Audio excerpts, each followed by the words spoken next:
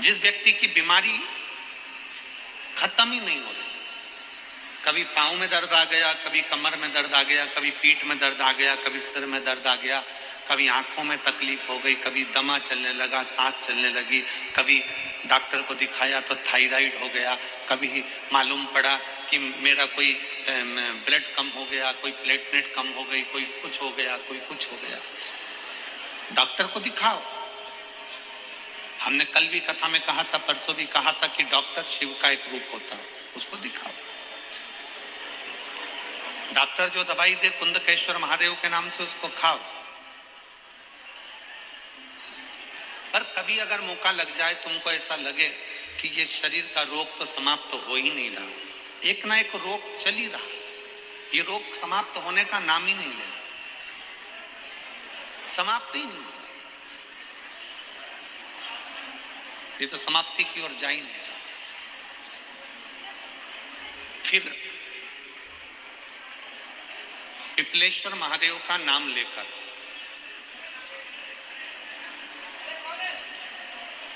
पिपलेश्वर महादेव का नाम लेकर कुछ भी मीठा जो बना सकते हो, हलवा बना सकते हो हलवा, सीरा बना सकते हो सीरा, खीर बना सकते हो खीर, चूरमा बना सकते हो तो चूरमा, लड्डू बना सकते हो तो लड्डू, जो तुम घर में मीठा बना सकते हो, उसका केवल 7 ग्रास का अन्न। कितने ग्रास? जम के बोलो जरा। 7 ग्रास। 7 ग्रास मतलब 7 कोर, 7 ग्रास का अन्न एक पात्र में ले लो और पिपलेश्वर महादेव का नाम लेकर किसी भी शिवालय में, शंकर के मंदिर में जाकर एक बेलपत्र रखकर उस जो प्रसाद तुम बना कर ले गए हो, जो तुम भोग बना कर ले गए हो, उसका स्पर्श कर कर पिपलेश्वर महादेव का नाम लेकर शंकर को उस भोग को रखकर, बेलपत्र रखकर शिव जी को 7 बार एक ही लोटे का जल, केवल एक लोटे का जल 7 बार उत्तर की ओर मुख कर कर दक्षिण में खड़े होकर शंकर के शिवालय पर 7 बार एक ही लोटे का जल 7 बार थोड़ा थोड़ा कर कर उसको गिरा देते, शिव जी के ऊपर चढ़ा देते 7 बार। बाद में जो प्रसाद पर आपने बेलपत्र रखी है, उसी बेलपत्री को उठाकर शंकर के शिवलिंग पर चढ़ा दीजिए। बाबा को प्रणाम करिए, बाबा मेरे शरीर का रोग समाप्त नहीं हो रहा, गोलियां खा रही हूँ, दवाई खा रही हूँ, कुंदकेश्वर महादेव का नाम लेकर दवाइयां ले रही हूँ, पर कभी घुटना, कभी कमर, कभी आंख, कभी थायराइड, कभी कुछ, कभी बीपी, कभी शुगर, कुछ ना कुछ चल ही रहा है। बाबा अब आपको संभालना। किसी भी दिन पिपलेश्वर महादेव का नाम लेकर वो चढ़ी हुई बेलपत्री लियाओ, प्रसाद लियाओ, घर पर आने पर जैसे ही घर के अंदर प्रवेश करो, सबसे पहले बेलपत्री को चबा चबा कर खा लो। फिर वो जो प्रसाद है, उस प्रसाद को 7 गांठ से थोड़ी थोड़ी देर में 7 बार में उसको खा लेना। बाबा देवादिदेव महादेव का नाम लेकर, पिपलेश्वर महादेव का नाम लेकर प्रणाम कर कर जल का आचमन, हाथ की हथेली में जल लेकर 7 बार आचमन कर लीजिए और शिव का, पिपलेश्वर महादेव का नाम ले लीजिए। धीरे धीरे 15 दिन लगेंगे और 15 दिन में बीमारियां अपने आप कम होना प्रारंभ हो जाएगी और बाबा आपका हाथ पकड़कर आगे बढ़ाएंगे। अगर ज्यादा कर्जा है, कोई व्यक्ति आपका रुपया खाकर चले गया, बहुत टेंशन है, पैसा नहीं है, तो निवेदन है, बहुत अगर व्यापार नहीं चल रहा, बहुत टेंशन में जिंदगी निकल रही है, गलत काम कभी मत करना, मेरे शंकर की शरण जाना, दुख दारिद्र दहन स्त्रोत का पाठ करना, हाथ में शमी की पत्तियां ले लो। आपको पहले भी बताया था, बेलपत्री समदृष्टि में चढ़ती है, पिछली कथाओं में बताया है आपको, बेलपत्री समदृष्टि में चढ़ती है। 11 चढ़ा दो, 21 चढ़ा दो, 31 चढ़ा दो, 41 चढ़ा दो, 51, 108 चढ़ सकती है। शमी की पत्ती, शमी पत्र सारे देवताओं को विषम स्थिति में चढ़ता है। अगर आपने 5 चढ़ाया, 7 चढ़ाया, 11 चढ़ाया, 22 चढ़ाओ, 33 चढ़ाओ, 44 चढ़ाओ, बहुत शिव को समर्पित करो। शिव महापुराण की कथा कहती है घी का दिया लगाइए और घी का दिया लगाकर शमी की पत्तियों को, शमी पत्र को आपसे बन जाए 5, 7, 22, 11, 33, 44, 55 जितनी बन जाए हाथ में लेकर, जिस व्यक्ति से पैसा लेना है, व्यापार नहीं चल रहा तो उसका स्मरण, कर्जा बहुत हो गया शिव से स्मरण, दुख दारिद्र्य दहन स्तोत्र का पाठ करें। एक अंतरा, एक लाइन। विश्वेश्वराय नरकार्णवतारणाय कर्णामृताय शशिशेखराय धारणाय कर्पूरी कांति धवलाय जटाधराय दारिद्र्य दुख दहनाय नमः शिवाय। दारिद्र्य दुख दहनाय नमः शिवाय। दुख दारिद्र्य दहन स्तोत्र का पाठ कर कर शंकर पर शमी पत्र समर्पित करो। छोटा सा पाठ, नेट पे निकालोगे निकल जाएगा, किताब भी बाजार में मिल जाएगी। किसी के पास जाकर मत रो, किसी के पास जाकर कहोगे कि मुझे रुपया उधार दे दे, कर्जा चुकाना है, टेंशन चल रहा है, व्यापार में कोई साथ नहीं देगा। धन होता है तो दुनिया तुम्हारी है, धन नहीं तो कोई तुम्हारा नहीं। मेरे शंकर की शरण जाना, उससे निवेदन करना, दुख दारिद्र दहन स्तोत्र का पाठ करना, शमी की पत्ती शिव को समर्पित करना। ध्यान दीजिएगा जरा, तुम्हारे घर में फूल माला जो इकट्ठी होती है, तुम्हारे घर में भगवान को पुष्प चढ़ाते हो, वो निर्माल्य जो एकत्रित होता है, उस एकत्रित निर्माल्य को घर का जो व्यक्ति विसर्जन करने जाता है वो अपनी जिंदगी के सारे रोग और सारे दुख का भी विसर्जन कर कर आता है, केवल निर्माल्य विसर्जन नहीं करता। और घर के कई लोग ऐसे हैं जिनको आलसी आती है उस निर्माल्य को विसर्जन करने में। मम्मी बोलती है बेटा जाते जाते मैं तालाब में थोड़ा सा डाल जाना, या कुएं में डाल जाना, या पानी में डाल देना, या पेड़ पौधे में डाल देना। अरे मम्मी तुम छोटे वाले को बोल दो, छोटे से कहा बेटा तू चले जाना, उसने अपने बेटे से कहा तू चले जाना, बेटे से कहा तो उसने उसको कहा। पर शिव महापुराण की कथा कहती है, विप्रचित्त की कथा कहती है, राहु के पिताजी की कथा कहती है, नवग्रह देवता में राहु के पिता विप्रचित्त की कथा कहती है कि विप्रचित्त एक सेवा करता था, जो निर्माल्य मिल गया उसको उठाकर विसर्जन कर देता था। मेरा निवेदन आप सबसे पहले से रहा है, जिस शिव मंदिर में तुम पूजन करने जाते हो, आराधना करने जाते हो, अगर लोटा भरकर पानी नहीं ले गए, जल नहीं ले गए, बेलपत्री नहीं ले गए, तुम पूजा का कोई सामान नहीं ले गए, तो एक काम करना, मंदिर में जितना निर्माल्य पड़ा हुआ हो उतरा हुआ, या मंदिर में कहीं पोछा लगाने की जरूरत पड़ जाए, झाड़ू लगाने की जरूरत पड़ जाए, कोई कचरा पड़ा हो उसको उठाकर रखने की जरूरत पड़ जाए, तो एक बार कर कर देखना, मात्र कुछ दिन, 5 दिन 7 दिन कर कर देखना, जिंदगी में कितनी उन्नति की सीढ़ी पर चढ़ते हो आपको सब मालूम पड़ जाए। जिसका राहु गड़बड़ चलता है, जिसका केतु गड़बड़ चल रहा हो, पत्रिका में राहु केतु अगर तुम्हारे को दोष दे रहे हो, तकलीफ दे रहे हो, कुछ नहीं, एक सफेद फूल लेकर 21 बार आपके ऊपर से उतार कर राहु का स्मरण कर कर शंकर के चरणों में, जहां से पानी नीचे गिरता है, शिव जी को जल चढ़ाते हैं, जलाधारी में से जहां पानी नीचे गिरता है, उस नीचे वाली जगह पर जहां पानी गिर रहा है वहां ले जाकर उसको रख दीजिए। राहु जिंदगी में कष्ट नहीं दे सकता, कभी जिंदगी में कष्ट नहीं देगा, सुख का अनुभव करवा देता है महाराज, सुख का अनुभव। यदि कोई बंधन में पड़ जाता है, किसी को कोई बंधन हो गया, बंधन से मतलब है कारागार, आदि प्रशासनिक कारागार जब पड़ जाता है, कोई बंधन हो जाता है, कोई कहीं बंद हो जाता है, कोई कार्रवाई हो जाती है, प्रशासनिक कोई कार्रवाई हो जाती है और नहीं छूटता, तो शिव महापुराण की कथा बड़ा सुंदर बात कहती है, 5 दीप। कितने दिए? 5। अगर कोई प्रशासनिक अगर कोई बंधन है तो 5 दीप। पहला पीपल के वृक्ष के नीचे, दूसरा बेलपत्री के वृक्ष के नीचे, तीसरा आंवले के वृक्ष के नीचे, चौथा बट वृक्ष के नीचे, और 5वां घर की चौखट पर। जिस घर से उसके ऊपर केस हुआ है या बंधन हुआ है, 5 दीप भगवान शंकर के कुंदकेश्वर महादेव का नाम लेकर लगाया जाता है, तो कुछ ही समय में उसके पक्ष में निर्णय आता है और वो केद से मुक्त हो जाता है। ये 5 दीप।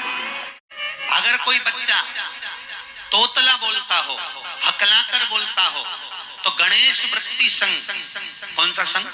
गणेश वृत्ति संघ। उस संघ के अंदर जौ के दाने साथ डालकर पानी भरकर रख दीजिए और उस पानी और जौ के दाने को पीस लीजिए और उसको पीस कर बच्चे को थोड़ा थोड़ा देना चालू कर दीजिए। 15 से 20 दिन में बच्चा तोतला बोलना बंद कर देता है, अटकना हकलाना बंद कर देता है। महाराज गणेश वृत्ति संघ। गणेश संघ कैसा होता है? गणेश जी की जैसे किसी अपने शादी की पत्रिकाओं में भी देखा होगा, शादी की पत्रिकाओं में भी गणेश वृत्ति शंख आता है, ऐसा शंख बना रहता है, इससे मुड़ा हुआ होता है, वो गणेश वृत्ति शंख। उसकी सूंड जैसी आती है,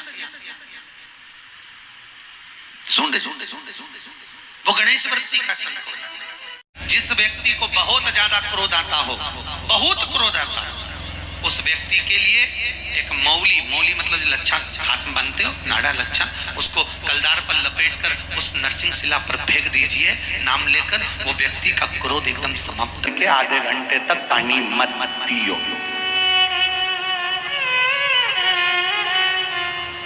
मत पियो, हम भी कर रहे हैं, नहीं पीना है मत पियो। पाचन क्रिया में, अग्नि में अगर तुमको कोई तकलीफ आ रही है तो मत पियो, पर निवेदन है कम से कम 1 घुट का पानी, कम से कम आधा गिलास, थोड़ा सा आचमन जितना तो पीना चाहिए, जिससे मुख का जल भीतर चले जाए और जो अंदर कुछ तकलीफ हो जीवन की वो समाप्त हो। शिव महापुराण की कथा कहती है, अगस्त ऋषि की कथा, महाभारत का वन पर्व का सुंदर तीर्थ यात्रा पर्व का 98 नंबर का अध्याय कहता है, भोजन करने के बाद मुख में थोड़ा पानी जाना जरूरी होता है। कारण हमारे जीवन में कुछ दुनिया के लोग अगर हम पर कुछ प्रहार करने वाले होते हैं, कोई हाय लग जाती है, किसी ने नजर लगाती होती है, किसी ने टौना कर दिया होता है, कोई दुख आने वाला होता है, और भोजन के बाद हमारे ऊपर अगर काल मंडराने वाला होता है, तो मात्र जल का आचमन करने से वो पाप समाप्त हो जाता है। और हम क्यों, भोजन में ऐसा क्या होता है, भोजन ग्रहण करने के बाद जल पीने से ऐसा क्या प्राप्त होता है जिसके बल पर ये सारे तकलीफें मिट जाती है? उसका कारण क्या है? तो कहा भोजन अन्नपूर्णा है और जल मेरे शंकर का स्वरूप है। जब वो भीतर जाता है तो सारे विकारों को समाप्त कर देता है। 1 लोटा जल बहुत है, घर से लेकर चलोगे और उस जल से वास्तु दोष, पितृ दोष, काल सर्प दोष, 3 दोष 1 लोटे जल से समाप्त हो जाएंगे और जीवन अपने आप सुखी हो जाएगा।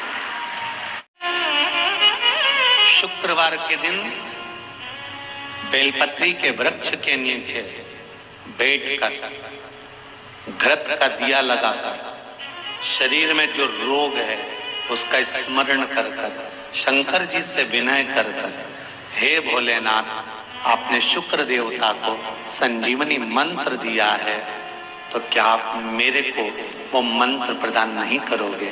मेरे रोग, मेरी बीमारी, मेरे दुख को आप नहीं हरोगे?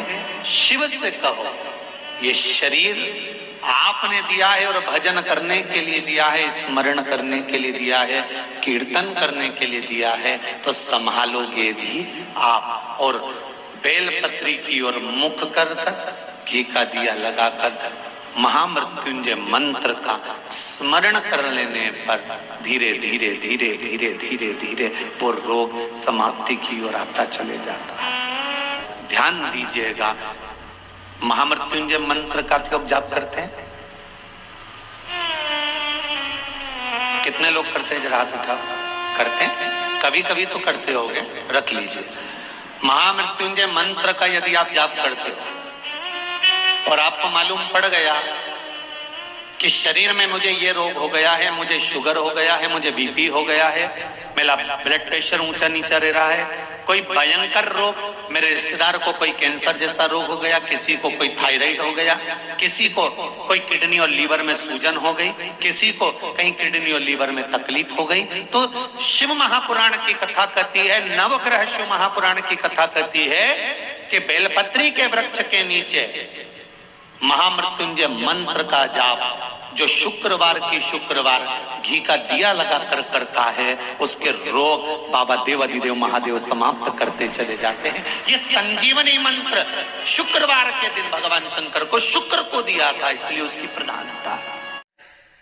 इसीलिए हमारे हिंदू धर्म के अंतर्गत माता लक्ष्मी का जहां पूजन होता है, माता लक्ष्मी की जहां आराधना होती है, वहां से दरिद्रता को बाहर निकाल दिया है।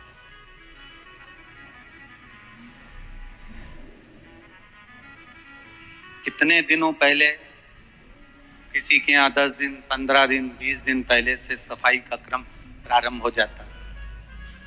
बार बार घर की झाड़ू लगाना, पुताई करना, सफाई करना, जो अटाला सामान है, बेकार सामग्री है, जो किसी काम की नहीं, उसको ले जाकर कहीं डाल देना, कहीं भेज देना।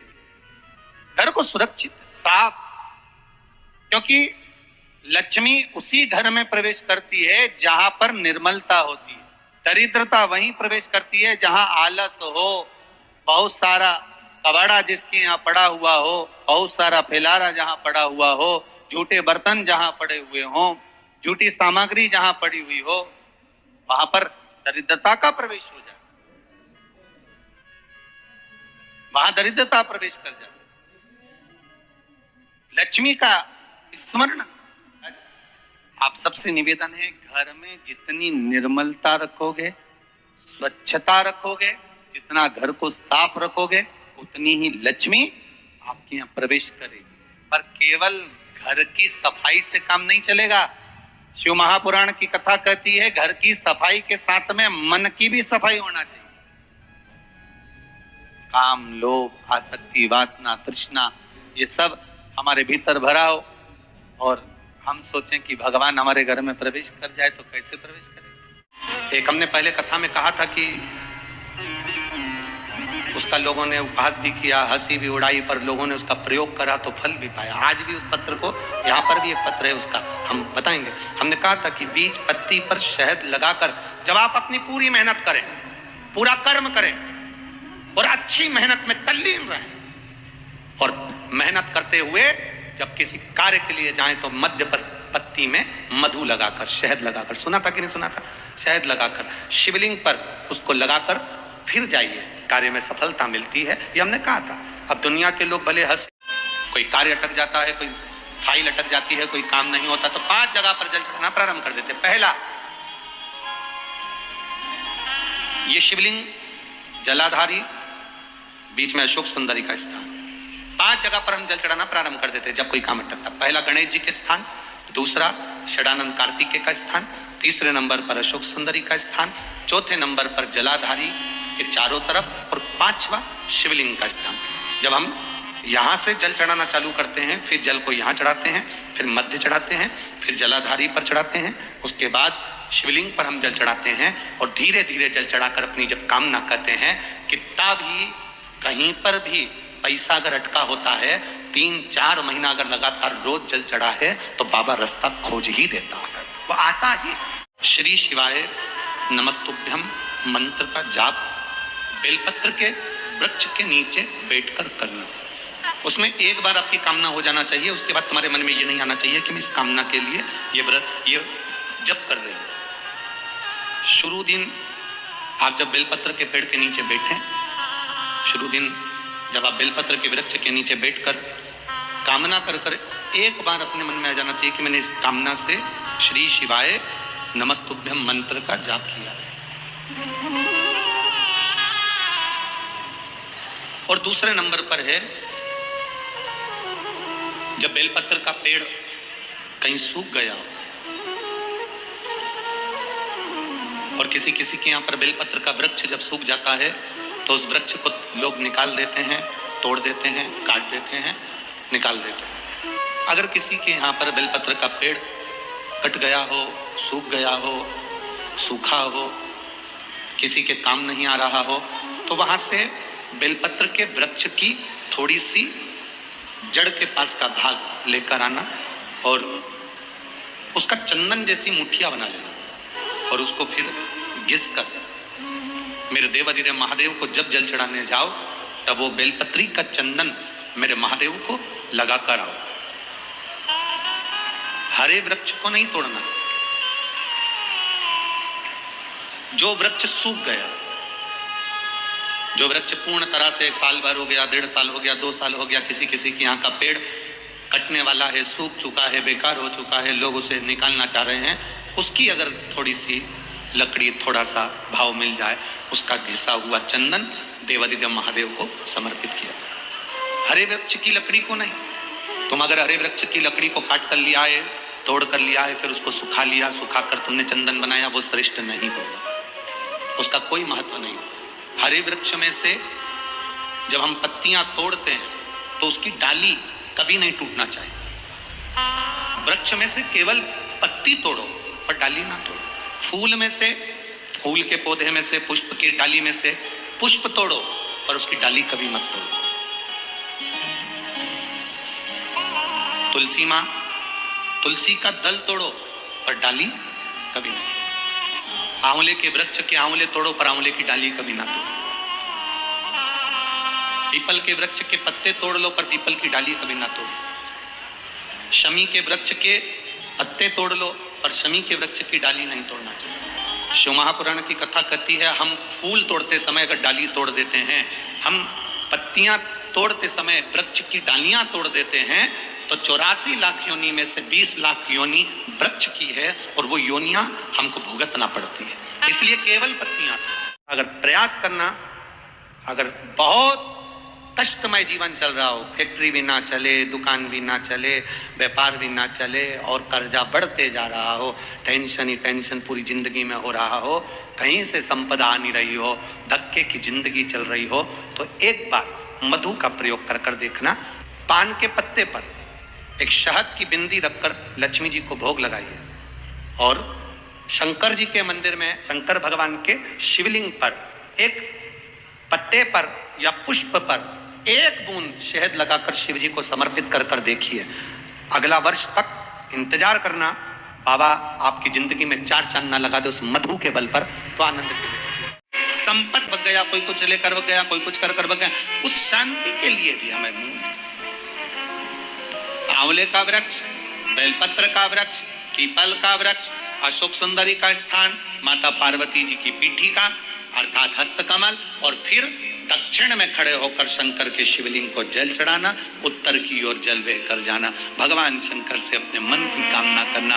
5 दिन ये हमें भगवान शंकर की ऐसी कृपा होती है कि हमारे शिव की पंचायत के 5 देव हमारे 5 जगह से आने वाली अशांति को रोक देते हैं और हमें शांति प्रदान करते हैं, सुख प्रदान करते हैं।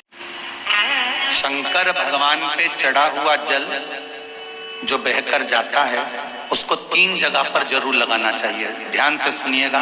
9 ग्रह जो शरीर पर राहु, केतु, मंगल, बुध, शनि परेशान करते हैं, उसकी समाप्ति के लिए शिव पर चढ़ा हुआ जल नैनों पर, कंठ पर, मस्तिष्क पर, 3 जगह पर जिसके प्रतिदिन शिव पर चढ़ा हुआ जल लगता है उसको कभी 9 ग्रह परेशान नहीं कर सकते। शंकर की कृपा बरसती है, शंकर की करुणा बरसती है। जल का तेज पुंज है। शंकर भगवान को जब जल चढ़ाने के लिए शिवालय की ओर जाओ, जाते हो रोज? सब लोग जाते हो? हर हर मैं शंकर भगवान को जब जल चढ़ाने के लिए जाऊंगी तो शिव जी को जल चढ़ाने के लिए लेकर जाऊंगी, उससे पहले मैं आंवले के वृक्ष के नीचे थोड़ा सा जल छोड़कर, बेलपत्री के वृक्ष के नीचे थोड़ा सा जल छोड़कर, पीपल के वृक्ष के नीचे थोड़ा सा जल छोड़कर, उसके बाद अशोक सुंदरी वाली जगह, अशोक सुंदरी की जगह सब जानते हो, अशोक सुंदरी वाली जगह पर जल छोड़कर फिर गौरा पीठिका पार्वती जी का हस्तकमल उस पर जल छोड़कर फिर भगवान शंकर के ऊपर मैं जल समर्पित करूंगी। जल चढ़ाने का मुख मेरा उत्तर का होगा, अर्थात आप दक्षिण में खड़े होगे, जल चढ़ाओगे तो उत्तर में बहकर जाएगा। 5 दिन अगर आपने ये 5 दिन का नियम धारण कर लिया शंकर को जल चढ़ाने का, तो ये निश्चित है 5 स्थान से जो हमें अशांति मिलती है मन में, पूरे वर्ष शांति बनी रहेगी, कभी क्लेश नहीं। ये सफेद दूबा जो है, जिसको पथरी की बीमारी होती है ना, उसको ऑपरेशन की जरूरत नहीं पड़ती।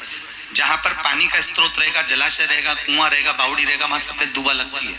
उस दूबा को लाओ, गणेश जी को समर्पित करिए, बालचंद्र का स्मरण करिए, उसी दूबा को चबा चबा कर दांत से खाना चालू कर दीजिए। 15 दिन में पथरी बाहर हो जाती है। भगवान श्वेत दुर्वा का इतना प्रमाण है हमारे, श्वेत सफेद जो दुर्वा होती है उसका बड़ा महत्व है।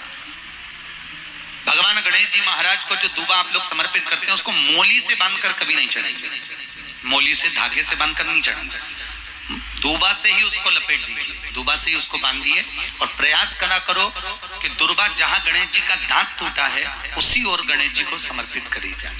दुर्वा का क्रम है। मनोकामना प्राप्ति के लिए 21 दुर्वा, वंश वृद्धि के लिए 11 दुर्वा, कार्य सिद्धि के लिए 7 दुर्वा और अच्छे एग्जाम में पास होने के लिए 5 दुर्वा का प्रमाण शिव महापुराण में वर्णन है महाराज। ऐसा हमारे यहाँ शिव महापुराण शास्त्र वर्णन करता है। जिस बेटा और बेटी का विवाह नहीं हो रहा, बहुत प्रयास कर लिया, सफेद वाली दुर्वा को लेकर उसका बट बनाइए, 7 दुर्वा को लेकर बेटा बेटी का हाथ लगवाकर चतुर्थी के दिन चंद्रमा पे से 7 बार घुमाकर गणेश जी का जो दांत टूटा हुआ है उस साइड पर दुर्वा को लगवा दीजिए। 3 से 4 महीने में बेटा बेटी का विवाह पक्का हो जाता है। चंद्र गणेश का स्मरण कर, बालचंद्र गणेश का स्मरण करिए। बहुत सुंदर बात है। जिस व्यक्ति को नींद नहीं आती, रात भर नींद नहीं आवे, करवटें बदलते रहो, गोली खाकर सोना पड़ रहा हो, कुछ ना करिए, केवल एक श्वेत पुष्प को पीपल के पत्ते पर रखकर जहां से जल नीचे गिरता है वहां पर उसको रख दीजिए। आपकी जिसको नींद नहीं आती उसके ऊपर से उतार के बस वहां, और जिस दिन आप रख के आओगे उस दिन चकाचक सोगे, गोली खाने की जरूरत नहीं। 1 हफ्ते तक आपको चकाचक नींद आएगी। फिर अगला हफ्ता है, फिर सोमवार को चले जाओ, फिर करिए, फिर गोली खाने की जरूरत ही नहीं, चक नींद। सवेरे 6-7 बजे उठोगे, रात को सोए, नींद ही नहीं, सुख का अनुभव है नहीं हो पाता है, पढ़ाई में मन नहीं लग पाता, या बच्चा स्थिर नहीं रह पाता, डोलता रहता है, मन भटकता रहता है, तो उसको भी पूर्णिमा का चंद्र रुद्राक्ष के छिद्र में से रात्रि के समय पर उस छिद्र में रुद्राक्ष के पूर्णिमा का चंद्र दिखाया जाता है, मात्र एकाग्र की चित्तता के लिए, उदू के लिए। हम तो कहते हैं हम बड़ी से बड़ी बीमारी कैंसर जैसी भी हो जाए, लीवर किडनी बेकार भी हो जाए, डैमेज भी हो जाए, डायलिसिस भी चल रहा हो, तो जो दवाई आप खा रहे हो डॉक्टर से लेकर, वो डॉक्टर की दवाई को भी हाथ में लेकर एक बार मेरे देवाधिदेव महादेव से कहो तो बाबा, मैंने इतने प्रेम से कथा सुनी है, बहुत शिव महापुराण की कथा सुनती हूँ, मैंने मोबाइल पर सुनी, पंडाल में तो नहीं गई बाबा, पर जितने भी लोग कथा में आते हैं वो भी तो मोबाइल पर और टीवी पर सुने होते हैं बाबा, मैं नहीं गई पंडाल में, मैं कभी पहुंची नहीं कथा में बाबा, पर मेरे को रोग बड़ा हो गया है।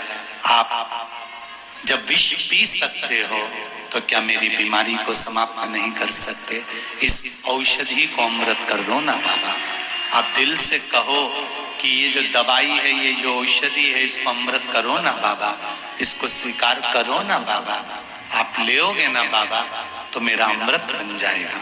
माँ के स्तनों में अगर दूध नहीं आ रहा, बच्चे के जन्म के बाद भी अगर माँ के स्तनों में दूध नहीं आता, तो माँ को बेलपत्री की बीच वाली पत्ती, उस पर इतना सा गुड़ रखकर विश्वनाथ का नाम लेकर खिला दिया जाता है। आधे घंटे में दूध माँ के स्तनों में आना प्रारंभ हो जाता है। केवल विश्वनाथ जो विश्व का भरण पोषण करने वाला है, जो विश्व को जगत का सुख देने वाला है, वो विश्वनाथ। एक नई नवेली बहू आ गई, सास ने पूछा तुम्हें सब बनाना आता है बेटा? हाँ मम्मी सब आता है मेरे को। आइसक्रीम बना लेती हो? हाँ मम्मी। जा बना ले बेटा। गई 1 किलो दूध, पहले तो बुक निकाल के लाई बैग में से, रेसिपी बुक, उसको पढ़ती जाए और उसमें से सब निकाल के 1 किलो दूध को धीमी आंच में हिलाओ, फिर उसमें ये पाउडर डालो, फिर हिलाओ, फिर ये पाउडर डालो, फिर हिलाओ, फिर उसमें शुगर डालो, फिर हिलाओ, फिर इसको हिलाने के बाद 1 घंटा फ्रिज में रख दो। और उस बहू ने पूरी रेसिपी तैयार करी, बुक अपने पेटी में रख दी। 1.5 घंटे के बाद सास फ्रिज खोली और पानी पीने के लिए गई तो आवाज लगाया, बहू ओ बहू। बहू दौड़ कर आई, हाँ मम्मी। ये फ्रिज में घंटा किसने रखा? बहू बोली, मम्मी मैंने रखा। क्यों? क्योंकि पुस्तक में लिखा था 1 घंटा फ्रिज में रखो।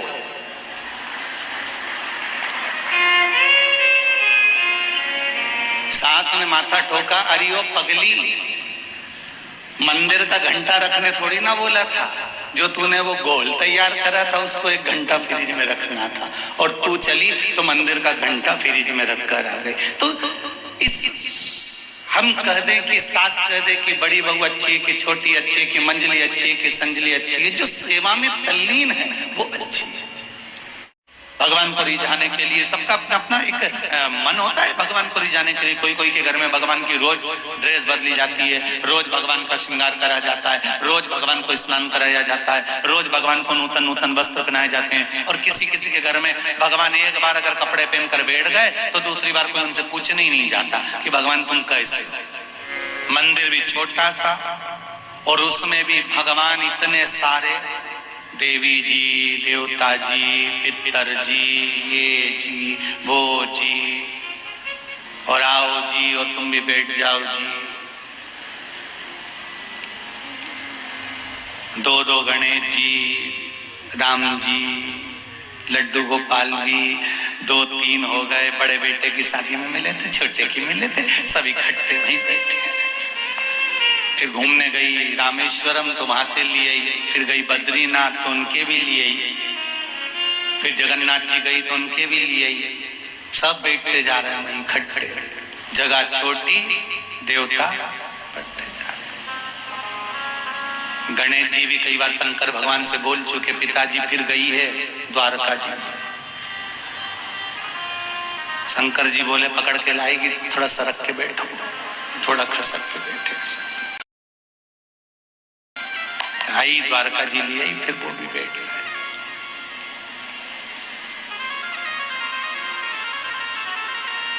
कभी तुम्हारे घर में जाके देवताओं की गिनती लगाना, और सवेरे से आई इतनी सी खड़ी शक्कर लाई, इतनी सी मिश्री शक्कर या लड्डू भी लाई तो इतना बड़ा, मगर छोटा अच्छा लगता है ना, इतना सा लड्डू, इतनी सी बर्फी, और भगवान के सामने रख के हाथ जोड़ के और घंटी पकड़ के, तन मन धन सब कुछ तेरा, भगवान के ठेंगा तो अंदर कर ले। मैं खाऊंगा, शंकर जी के मैं खाऊंगा, देवी जी के मैं खाऊंगा, पितर जी के मैं खाऊंगा, राम जी के मैं, कृष्ण भगवान के मैं, सारे देवता बैठे इतने सारे, और भगवान को कपड़े वपड़े पहना के खूब ठसा ठस बिठा के, और कलश पास में रखा था, मालूम पड़े वो भी लुढ़क गया। भगवान की ड्रेस भी गीली हो गई। अब गणेश जी कह रहे कि पिताजी ये तो गीले हो गए। पिताजी बोले बेटा अब तो गई कली आएगी। मंदिर घर में बनाओ, मना नहीं है। मंदिर में भगवान बिठाओ, मना नहीं है। पर जितने देवता उस मंदिर में बैठे हैं उसमें से किसी एक को दिल में बिठाओ, बहुत हो जाएगा। भगवान तो बिठा दिए हैं मंदिर में, पर दिल में नहीं बिठा पा रहा।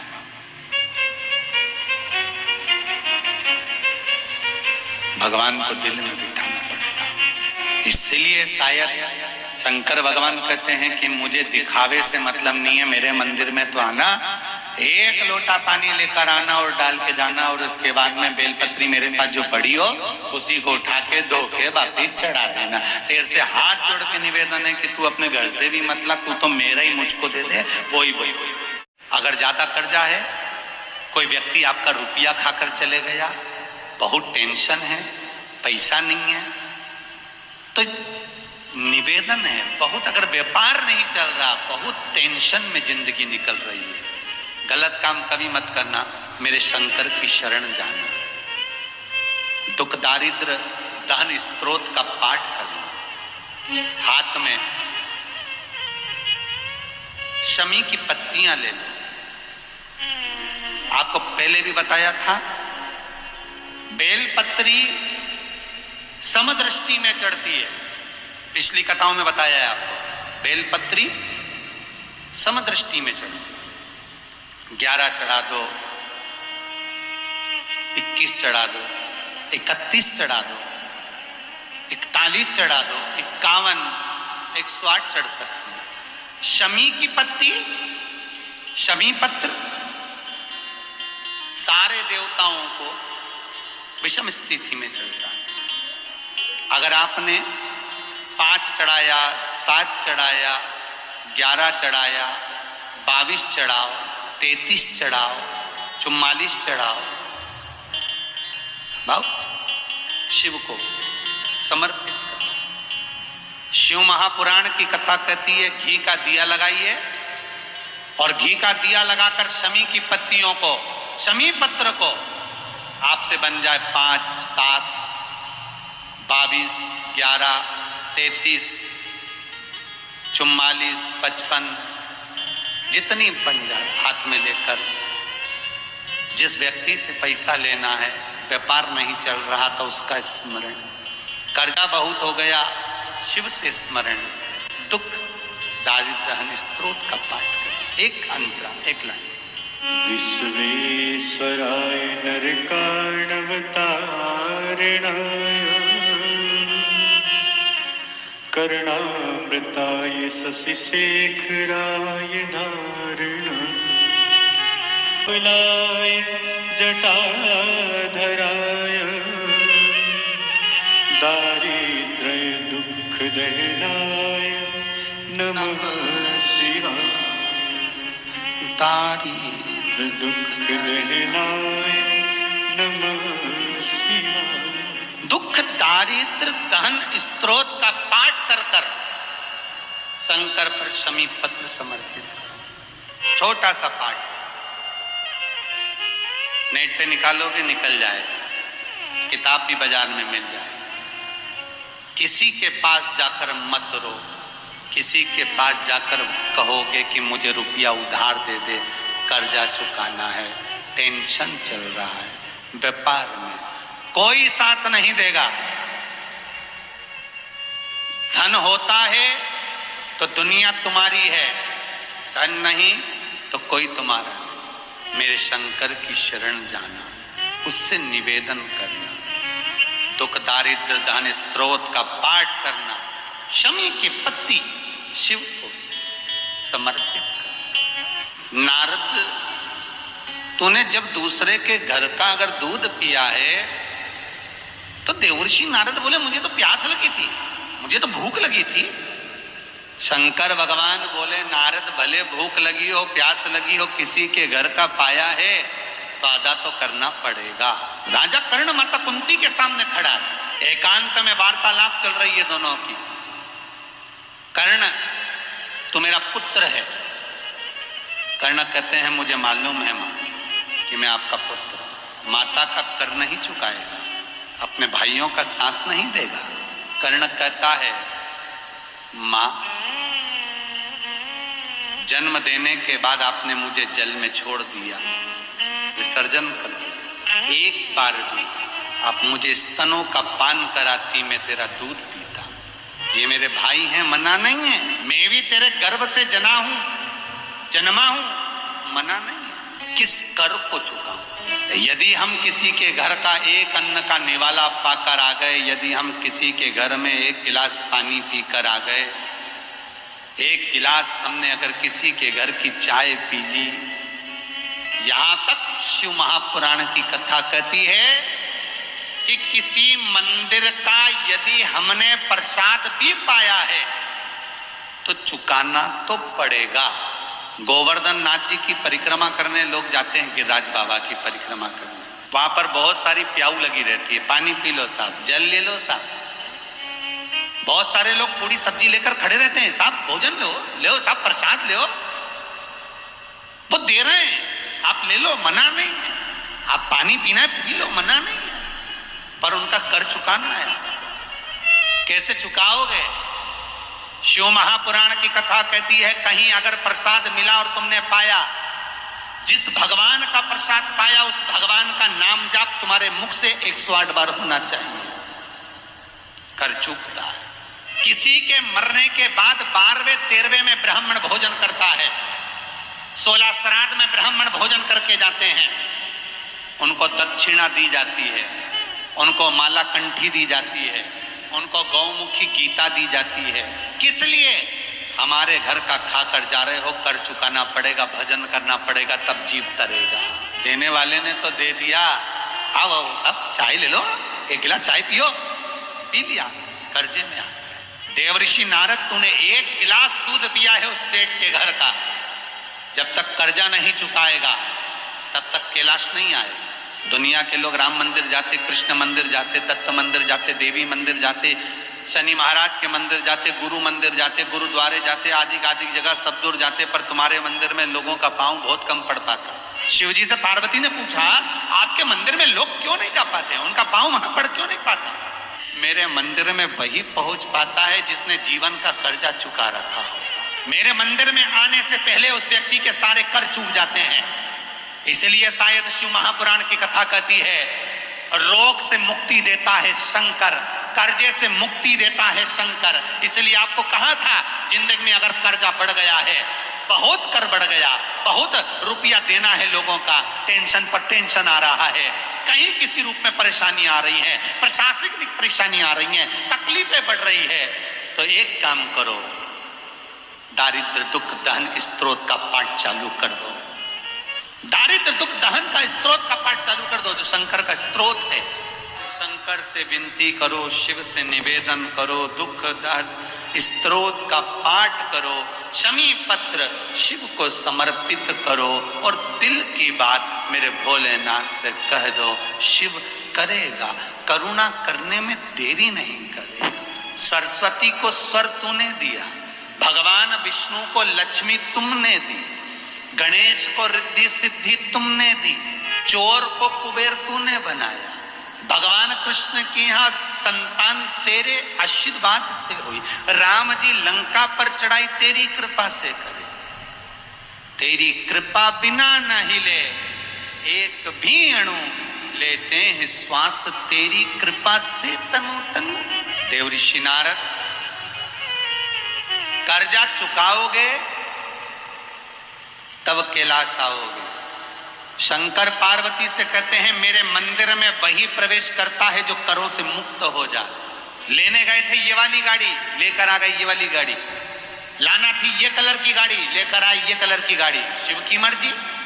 देवऋषि नारद कहते मेरा हित था, आज अगर शंकर मुझे अपने कैलाश से नहीं निकालते तो मुझे ये कर्ज मुक्ति का भाव कहां से प्रकट हो। कई बार टीचर बच्चे को मारते हैं तो उसमें टीचर का हित नहीं होता, उसमें बच्चे का हित होता है। भगवान विष्णु से देवऋषि नारद कह रहे हैं, आज मेरा हित मेरे भोलेनाथ ने कर दिया। आज मैं बंधन से मुक्त हो रहा हूं। अगर देवर्षि नारद दूध पीकर जगत में घूमते रहते तो बंधन से मुक्त नहीं होते। बंधन से मुक्त होकर देवर्षि नारद सेठ जी के घर पर पहुंच गए। सेठ जी के घर पे देवर्षि नारद पहुंचे। आवाज लगाई देवर्षि नारद ने। देवर्षि नारद आवाज लगा, श्रीमन नारायण, श्रीमन नारायण, श्रीमन नारायण। सेठ जी नहीं आए। फिर आवाज लगाई, श्रीमन नारायण, नहीं आए। आज कोई आता क्यों नहीं है? पहले तो मैंने एक बार आवाज लगाई थी और सेठ जी आ गए थे। देवर्षि नारद ने रूप बदला, ब्राह्मण का रूप रखा, सेठ जी के घर में प्रवेश करा। हर किसी के घर में कोई प्रवेश नहीं करता, ब्राह्मण का रूप रखकर देवर्षि नारद प्रवेश कर गए। अंदर गए, सेठ जी पलंग पर पड़े हुए थे। देवर्षि नारद ने सेठ जी को राम राम कही। सेठ जी, तुम्हारा स्वास्थ्य ठीक नहीं है? देवर्षि नारद ने हाथ लगाकर देखा तो शरीर ठीक नहीं है। देवर्षि नारद दौड़ कर गए, भगवान विष्णु के पास पहुंचे। जिसके यहाँ कर्जा चुकाने गया था वो तो बीमार पड़ा हुआ है। भगवान विष्णु कह रहे हैं केवल 20 मिनट बचे हैं, 20 मिनट बाद मर जाएगा। कर्जा चुकाना हो तभी चुका ले। 20 मिनट बाद सेठ के प्राण छूट जाएंगे। लोग कर्जा कब चुकाते हैं? देवर्षि नारद, जिससे लिया है उसी के सामने उसके जीते जी दे दो। मरने के बाद बेटों को दिया वापिस, बेटी को दिया वापिस। जिससे लिया था वो तो चले गया और उसके बाद उसके परिवार को दोगे तो वो सुख नहीं मिल सकता। जिसका लिया हाथ की याद दे उसके सामने। और एक विनती भगवान से जरूर करना, दिया लगा के भगवान भोलेनाथ से कहना कि किसी ने मुझे रुपया दिया था, मैं जब तक उसे चुकानू दूं तब तक उसे मरने मत देना। ये भगवान से कहना। तो तुम्हारे कहने से एक तो उसकी उम्र बढ़ जाएगी बेचारे की, मर भी दिया होगा तो शंकर जी से विनती करो, और उम्र भी बढ़ जाएगी और दूसरा तेरे पास धन भी आएगा। और भगवान बंधन में पड़ जाएगा कि जब तक इसके पास धन नहीं दूंगा और ये कर्जा चुकाएगा नहीं तब तक उसे मरने नहीं देगा। भगवान से एक विनती जरूर करना। देवर्षि नारद भगवान विष्णु के पास गए, प्रभु 20 मिनट नहीं, थोड़ा समय दीजिए, मैं कर्जा चुका दूं, फिर भले मर जाएगा। उसकी अंतिम श्वास 21,600 श्वास जो मनुष्य के शरीर से प्रतिदिन निकलती है, इस तारीख को, इस तिथि को, इस दिन, इस वार को इतनी बजे श्वास रुक जाएगी। आप हो, हम हो, कोई भी हो, सबकी तारीख वहां लिखी है। वहां पर सबकी तारीख लिखी है, सबकी तारीख। कौन कौन सी बीमारी से मरेगा, कितना कोरोना में मरेगा, कितना बीपी में, शुगर में, कैंसर में, ब्लड प्रेशर में, सबका लिखा है। कौन एक्सीडेंट से, कौन सीढ़ी से, कौन बाथरूम में, कौन कहां मरेगा, सब लिखा है। कौन सी जगह मरना है वो भी लिखा है। मौत तुम्हें लेकर जाएगी वहां तक। किस जगह पर एक्सीडेंट होगा वो भी लिखा है। कब जन्म होगा वो भी लिखा है। कब विवाह होगा वो भी लिखा है। सब कुछ लिखा मेरे भगवान। मैंने करा, मैंने करा, मैंने कमाया, मैंने करा, मैंने करा, मैं मर गया। ले, इतना कमाया था तो खुद ही शमशान तक चले जाता।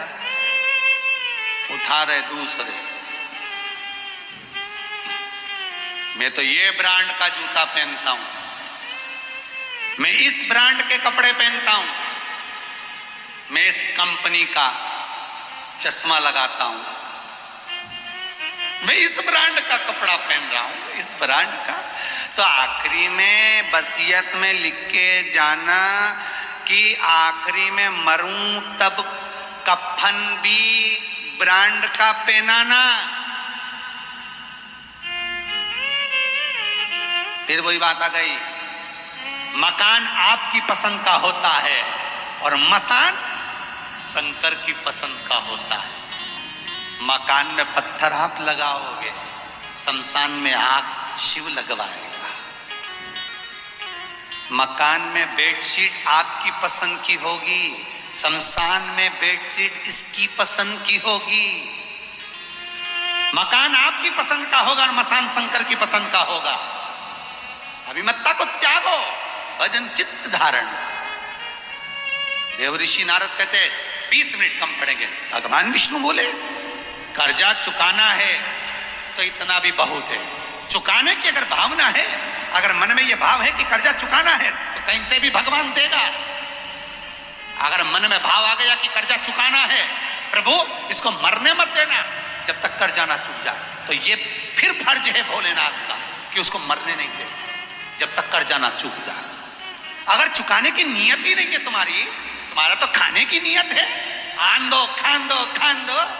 अरे शिव महापुराण की कथा कहती है अगर किसी स्वान का, किसी स्वान, स्वान मतलब कुत्ता, कुत्ते का यदि कोई भाग मरने पर सड़ता है, सड़ने के बाद जो उसमें कीड़े पड़ते हैं, वो कीड़े निकलते हैं, उसका जन्म होता है। कभी गरुड़ पुराण सुनना तो उसमें आएगा कि ये कीड़े का जन्म क्यों हुआ, किस लिए, कि हम दूसरे का खाकर चले गए, नहीं चुका पाए। नियत ठीक रखो, देने का मन में भाव बनाकर रखना कि भगवान इसको जीवित रखना जब तक मैं कर्जा ना चुका दूं। भोलेनाथ मैं तेरी आराधना करी, इसको जीवित रखना जब तक मैं कर्जा ना चुका दूं। तो शंकर कर्जा चुकाने के लिए तुझे धन भी देगा और शंकर उसको जीवित भी रखेगा। पर खाने की ही नियत हो गई कि खाना है, तो फिर तो तू और यमराज दोनों निपट लीजिए दादा। या शंकर बीच में नहीं है, या फिर भोलेनाथ नहीं। आज देव ऋषि नारद भगवान विष्णु से कह रहे थोड़ा समय और दे दीजिए। भगवान बोले 20 मिनट से ज्यादा नहीं चाहिए, मौका मिला है, कर्जा चुकाइए, जल्दी जल्दी जाओ। देव ऋषि नारद भाग कर आए। सेठ जी मरने की कतार पर पड़े थे। ब्राह्मण का रूप रखकर देव ऋषि नारद ने कहा सेठ जी सुनो, तुम्हारा कुछ मन करता हो तो मैं लाकर दे देता हूं। सेठ जी बोले देव ऋषि नारद, देव ऋषि नारद बस मेरी एक इच्छा है।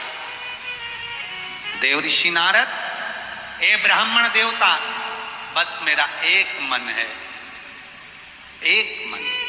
क्या मन मेरा इतना सा है कि जब मैं अपने प्राणों को त्यागूं उससे प्रथम मुझे शंकर का दर्शन हो जाए। देव ऋषि नारद का तो माथा ठनक गया। कुछ खाने पीने का मांग लेता, मरने से पहले गंगा जल मांग लेता तो चल जाता, तुलसी का दल मांग लेता तो चल जाता, शमी का पत्र मांगता चल जाता, बेलपत्र मांगता चल जाता। अब वो महाकाल को कहां से लाऊं, देवाधिदेव शंभु शिव को कहां से लेकर? अगर ये कुछ खाने पीने की वस्तु मांगे तो चल जाए, पर ये तो कह रहा है कि मेरी अंतिम इच्छा यही है कि मैं मरूं तो उससे पहले शंकर का दर्शन कर लूं। बहुत ध्यान देना महाराज, बहुत सुंदर प्रसंग है शिव महापुराण का। शायद जिंदगी में ये प्रसंग आपने सुना ना सुना पता नहीं। कभी शिव महापुराण में आपने कहीं सुना हो ना सुना हो, भागवत में सुना हो ना सुना हो, पर श्री लिंग पुराण का,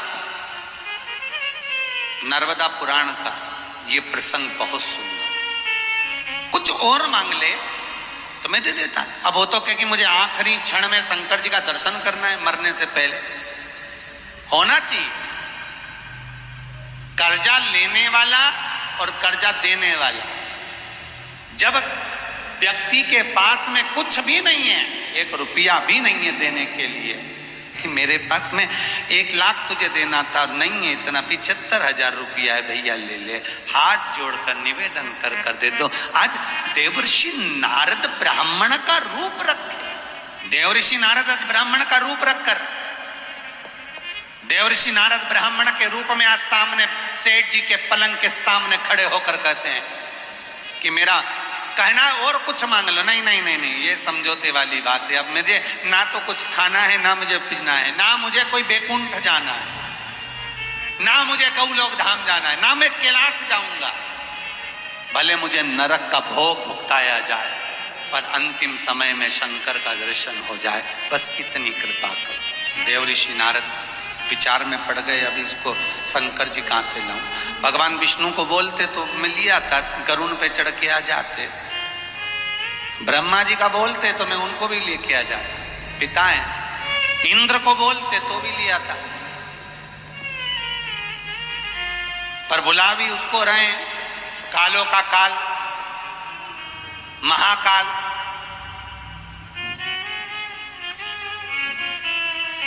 पर नारद जी को यह मालूम है कि 20 मिनट बाद मर जाएगा, और कर्जा चुकाना है तो इसने जो बोला है वो कर दो, खत्म का। ज्यादा नहीं तो थोड़ा दे दो, हो जाए। गए नारद जी, और देवऋषि नारद सीधे पहुंच गए, सीधे सीधे भगवान शंकर के यहाँ। भोलेनाथ तप की मुद्रा में लीन थे, चारों तरफ आनंद। ओम नमः शिवाय, ओम नमः शिवाय।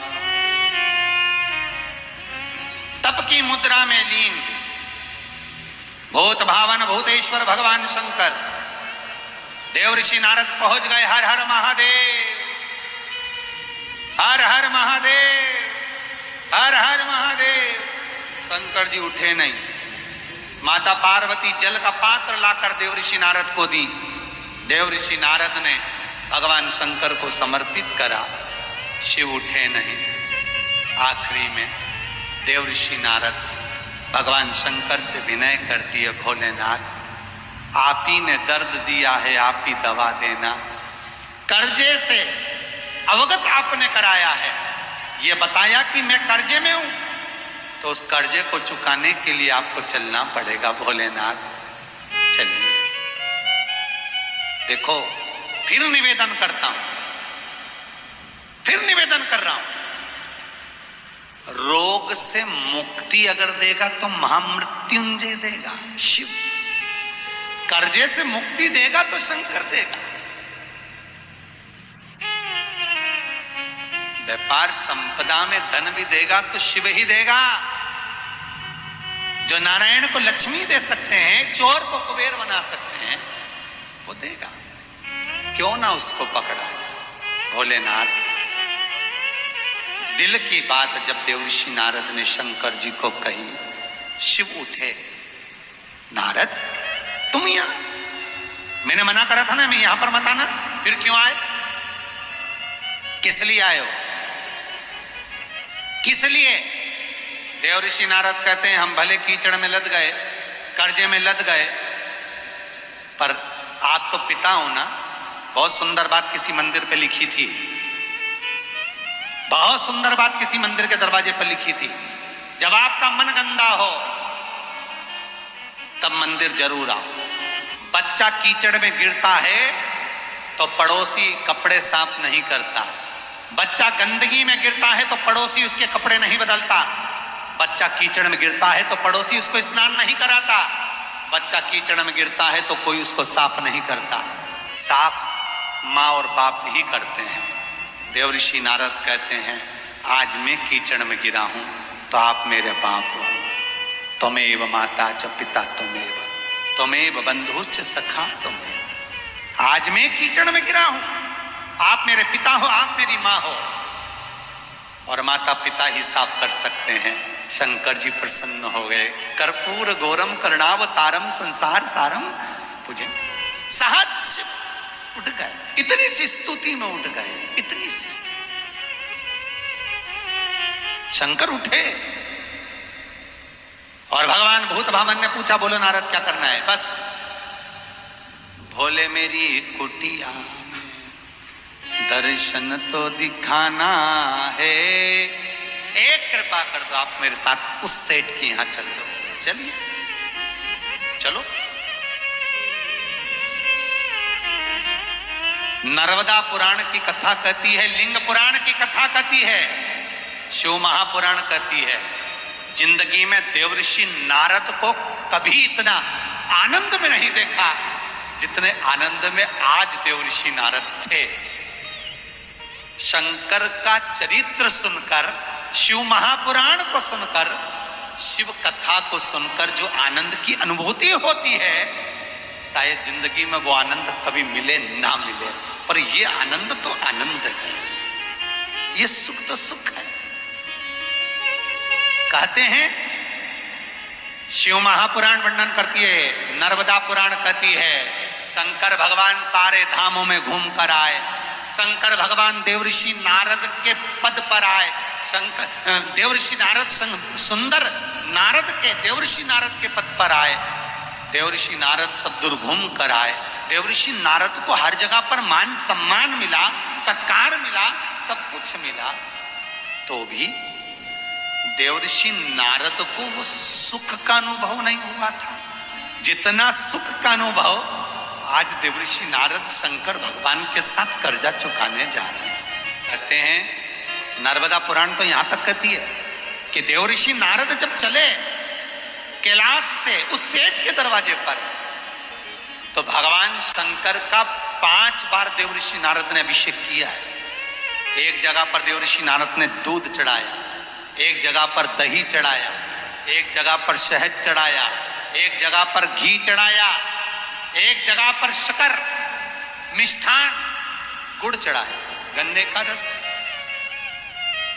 वही 5 चीजें कर्जा चुकाते समय जब देवर्षि नारद शंकर जी को लेकर जा रहे थे, जो 5 अभिषेक देवर्षि नारद ने शंकर की अगवानी में स्वागत में करे, शिव महापुराण, नर्मदा पुराण, लिंग पुराण कहती है वही पंचामृत। ये जो दुनिया के लोग 5 चीजें शंकर जी को चढ़ाते हैं पंचामृत, ये वो पंचामृत है। 5 चीजें जो नारद जी ने समर्पित करी, ये पंचामृत समर्पित। सेठ जी के दरवाजे पर देवर्षि नारद ब्राह्मण का रूप रखकर जब अंदर पहुंचे, तो सेठ खटिया पर पड़े होकर कहता है, नारद जी रूप मत बदलो, अपने असली रूप में आओ। नारद जी कहे, तो मुझे पहचान गया? सेठ जी कहते हैं, जब आप मेरे यहाँ पहली बार दूध पीकर गए थे, मैं तो तभी पहचान गया था कि आप साधारण नहीं हैं। तुमको जब दूध गिलास में भर कर दिया था देवर्षि नारद, तब तुमने मुझे बहुत आशीर्वाद दिया था। एक बार दरवाजे से पहले आप भूखे चले गए तो भी आशीर्वाद देकर गए। भिक्षा मांगने वाला भिक्षुक, आज के जमाने में तो भिखारी को 1 रुपया 10 रुपया नहीं दो तो बकड़बड़ करता हुआ चले जाता है, बताओ दिया नहीं, ऐसा वैसा गालियां देता, अपशब्द कहता। आज के जमाने में किसी को नहीं दो तो बद्दुआएं देते हैं लोग। पर शिव महापुराण की कथा कहती है वो असली भिक्षुक नहीं है, उनको तो तुम्हारे पैसे से नशा करना है, इसलिए तुम्हारे लिए बड़बड़ कर रहे हैं। असली होता तो नी भी देते तो बद्दुआ नहीं देता।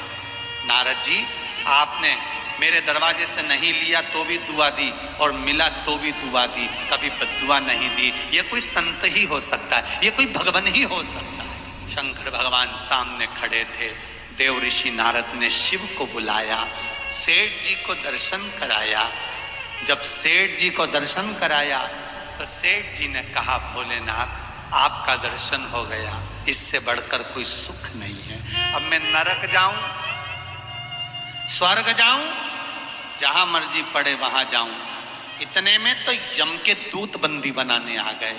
शंकर भगवान को देखा कि शिव खड़े हैं, यम के दूत वापिस चले गए। वापिस, क्योंकि शंकर भगवान ने वर मांगा था यमराज से, हे यमदूत, हे यमराज, हे मृत्यु देवी, सुन लो, जहां पर कालों का काल महाकाल खड़ा हो, जहां शंकर का अनुमोदन हो रहा हो, शंकर की पूजन हो रही हो, शंकर का भजन हो रहा हो, वहां मृत्यु नहीं आएगी। शिव जाएगा तब मृत्यु आए। मृत्यु चली गई, काल चले गया, क्योंकि महाकाल जहां खड़ा था वहां से काल दूर हो गया, काल चला गया। भगवान नारद जी ने कहा मैंने कर्जा चुका दिया, प्राण जा रहे थे बचा दिया। चले शिव और नारद, शिव और देवर्षि नारद चल दिए। और शंकर और देवर्षि नारद जब चले कैलाश पर पहुंचे, बड़ा आनंद सुख पाया। आज की कथा को यहीं विराम की ओर लेकर चलते हैं। भगवान भोलेनाथ आपके घर के भी खूब भंडार भरे, कर्जे से मुक्त करे और जीवन में सुख समृद्धि दे।